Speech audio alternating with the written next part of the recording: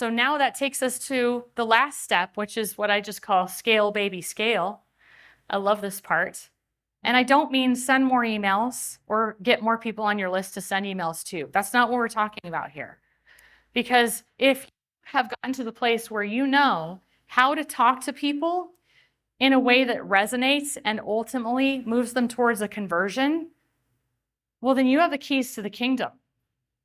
Why would you only do that in your emails? It begs the question.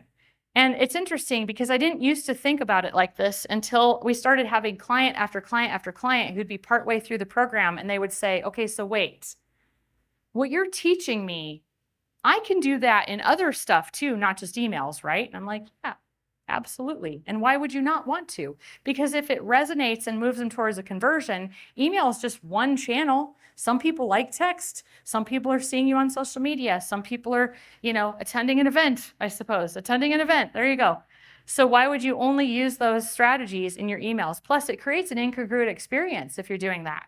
If you got the email game kind of working and you're just doing whatever with your social and all the other stuff, then all of a sudden it becomes incongruent. And people don't usually interact with you on just one channel.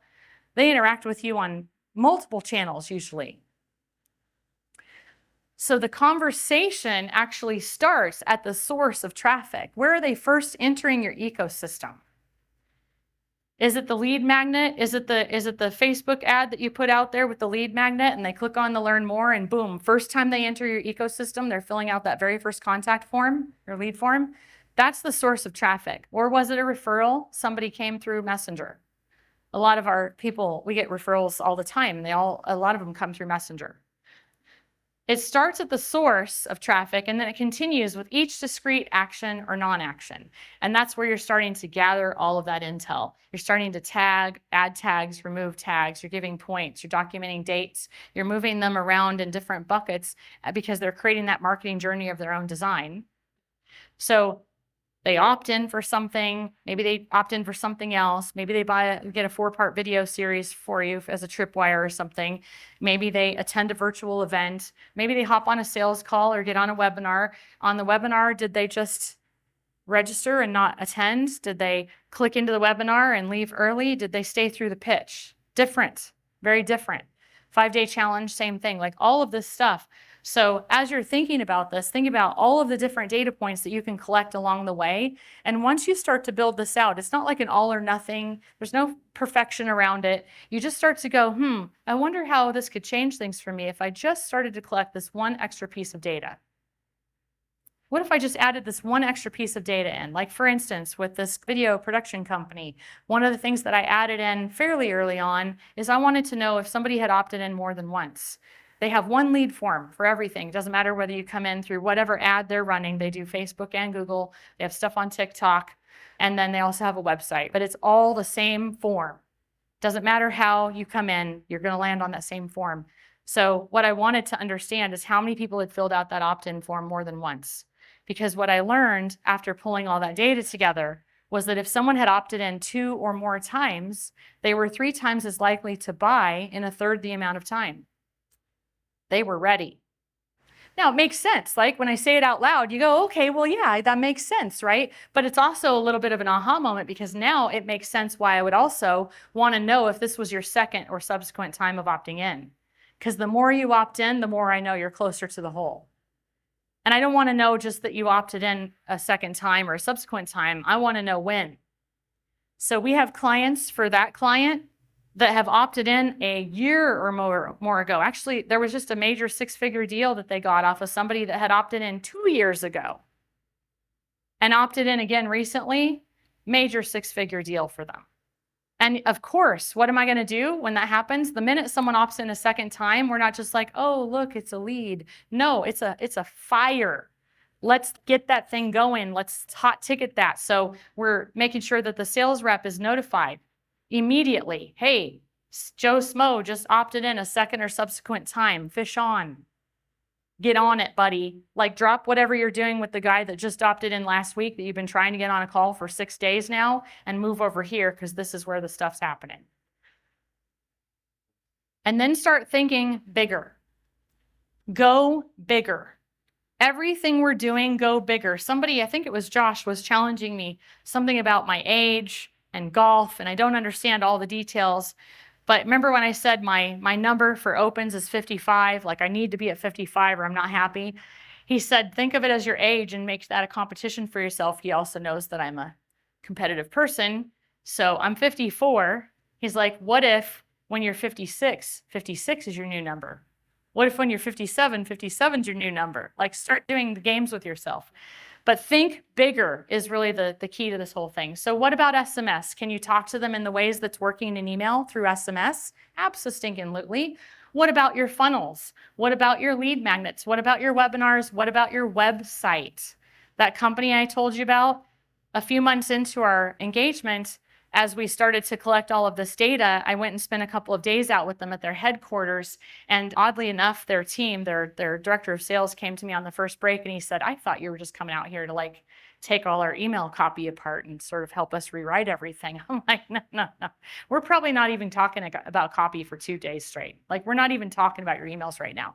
We went all the way back to the original lead form and made changes to that. I took that thing, I dissected it. I took every bit of it apart and we re-looked at how we're asking those questions, what questions we're asking, why are we asking those questions, what are we doing with the data, and we changed a bunch of stuff. And then later that turned into they changed their website. They had to change some messaging on their website, a whole bunch of stuff. Go bigger, social media. What are you doing with your social media? What are you doing with ads? What are you doing with that book that you're writing? What are you doing with speaking from stage if you have those opportunities? Anybody's stage. Other people's stages are great. And ultimately, I want you to think bigger about the results, because this is where the rubber meets the road, so to speak. When I was saying we all have opinions about things, but what matters is the numbers, because the numbers don't lie. So think bigger in every level of this. And then I want to just show you with that company what can happen when you put all of this stuff into place. So the very first time that I ran that initial campaign that was like to 1,300 people or whatever, and it was 98.5 that we brought in on it on accident. I was just trying to find out who we should be when we show up at the door. So this was like 8 months later, 9 months later, I think we had a bunch of data, and I had been asking them for 4 months to run this particular, I wanted to do this campaign. And for 4 months, they were like, well, I don't know, because they weren't all in on it. And so we finally got around to like, yes, let's do it. And then I had 18 days to pull it off because it was 18 days till Christmas. And then Christmas is when they all went out for 2 weeks and they didn't come back. So I had 18 days to pull this off. I did it with 3 emails and I did it with about 6,500 contacts. Now they had at the time 20 or 22,000 contacts on their list. And you might be asking yourself, well, why didn't you just send it to everybody? Hopefully that question has been answered. I knew exactly who to send it to. There were about 8,500 of them in total, actually, and I had to stop early. These were the emails. Leadership dropped package pricing this month. That was the subject line. Hey, Sally, just want to give you a quick heads up. Our leadership teams dropped package pricing this month. Honestly, I don't recall a time when we've ever offered discounted pricing, which was true at the time because they were a no discount kind of a people. Like, we're not doing discounts because that'll cheapen our product, right? Or our service. But I do know our pricing is going to go up for 2023, which it had the previous year. So it made sense they would do it again. Right now, it looks like we can drop 2022 numbers by about 20% from normal, only until December 16th. Maybe when we last talked, it just wasn't the right timing for us to work together, but I wanted to make sure you knew this was happening. Is this something you'd like more information on? Do you see the tone of the email? Do you see that the whole thing is psychologically focused on nudges? I'm nudging them based on price because that's what the group was that I was sending to. I knew that price was the main reason why they weren't converting. And then I'm also giving them a deadline, December 16th. And I'm creating a little bit of fear of missing out there. And then I'm just asking a simple, easy to answer question at the bottom. Is this something you'd like more info on? Notice there is a schedule a chat down here, but I'm not pointing to it.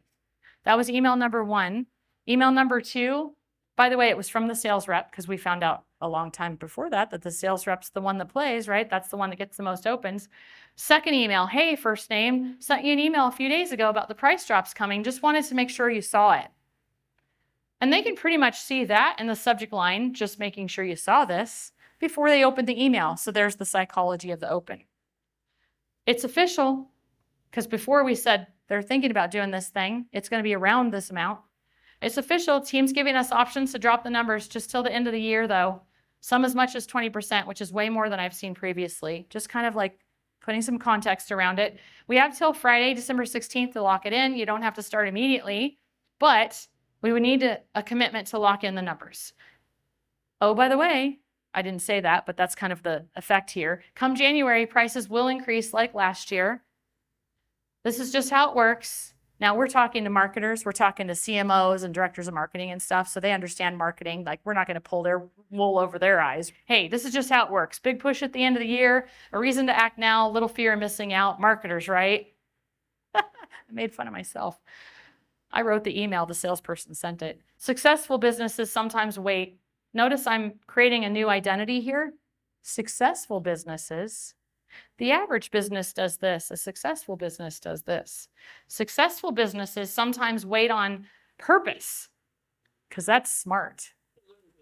Look how smart you might be if you're a successful business and you put yourself in this category. If you're waiting on purpose for a drop like this, buy the dip. By the way, I spelled buy wrong. I spelled it B-Y. Pattern interrupt. Because they got to read that a couple of times because their mama taught them to spell correctly. Maybe when we last talked, it just wasn't the right timing for some reason, but an opportunity like this can change things. So let me know. Would you like more info? Again, subtle option to just book a call. A lot of people just booked. They didn't even bother replying back because it was like, we had a time crunch here. Third email, almost forgot, one more thing, sorry. That's literally what the subject line says. Almost forgot, dash, one more thing, ... sorry. No capital letters at all, just like bleh. Hey, first name, sent you a couple messages over the last week or so about the price drops coming, but I just realized something else I forgot to mention. Now they have to open the email. I forgot something. I realized something. Well, if you want to know what that is, then you have to click open. So you know, they gave us options to drop the numbers, some by as much as 20%, whatever the normal numbers are. And you know it's just to the end of the year, then they'll raise everything come January. What I just realized, though, is this could be an opportunity to not only catch the drop and benefit from the year-end deal, but it's also a way to benefit from the tax write-off for 2022. If this is something you're seriously considering, let's make sure to grab some time to chat ASAP because we only have till Friday the 16th to lock it in before the team goes on holiday. You don't have to start immediately, but we do have to lock in the numbers. You'd be getting the lower entry and the tax benefit. Win-win. Would you like more info? I don't have them clicking on a landing page or anything. I just need people to raise their hand with some level of interest. Those are the people we want to talk to. Many people booked. Actually, the reason I had to stop early is because the calendars were like a brick wall. If you just look at it, it was like they didn't even have 15-minute buffers between. It was just like meeting. There was no spots left. And I'm like, forget it. I'm not sending any more of those because that's not right. These are the numbers. About a 54% open rate on the first one.